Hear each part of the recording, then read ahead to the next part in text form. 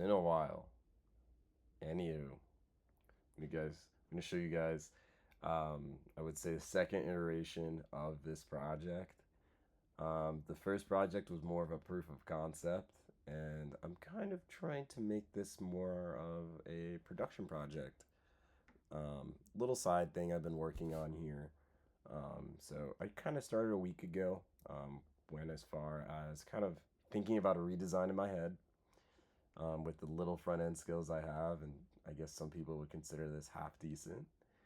And identifying different issues with the previous version and adding on to it to make things much more easier to follow and implement to your own project.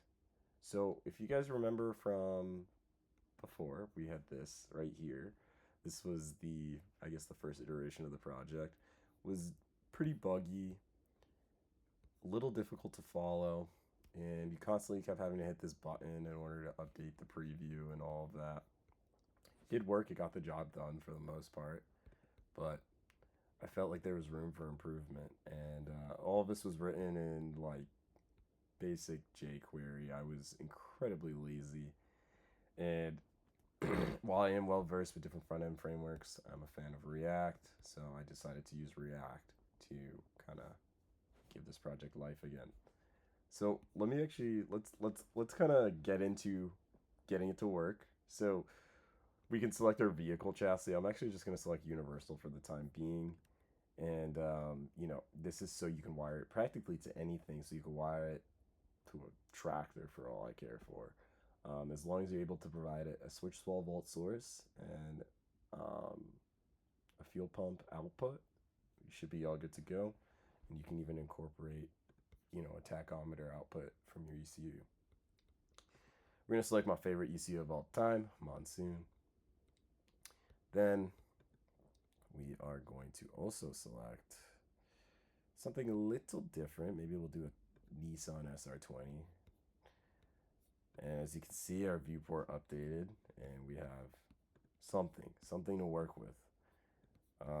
As you can see, we have our ECU so far, and it's all broken down into sections, also known as bundles, as you can see. So our trigger sensors, our Mazda RX-7 CAS, that's our default CAS, but we have the ability to change all of these things. So let's go over to basics. Essentially, every standalone ECU installation is going to have this at the minimum.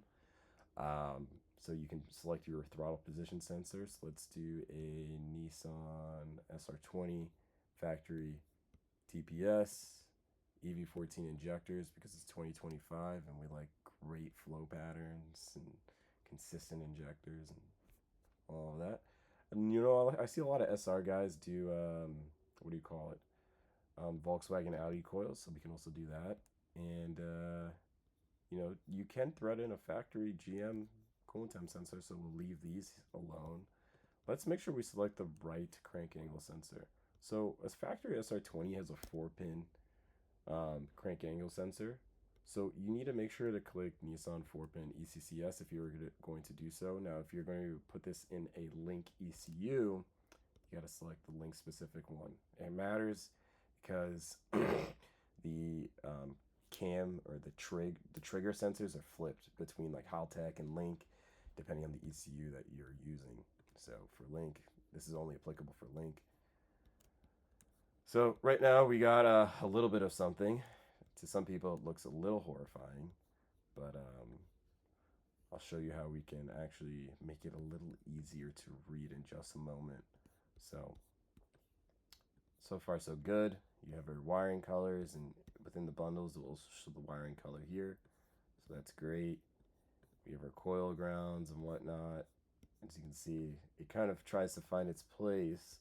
This is something I'll actually work on improving with time. The layout algorithm has taken me a great portion of at least a day or two to actually dial in and get it in the state that it's in right now. So we have the ability to also add additional I/O if we need to. So let's say we want to add electronic boost control, we can do that. We can also add a cooling fan output, we can do that too.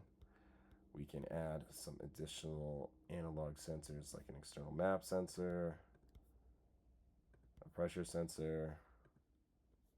And as you can see, we have a little bit of a mess. So what we can do is at the top right corner, we have our preview filters drop down. I probably don't really need the fuel injectors and ignition system in here for the time being.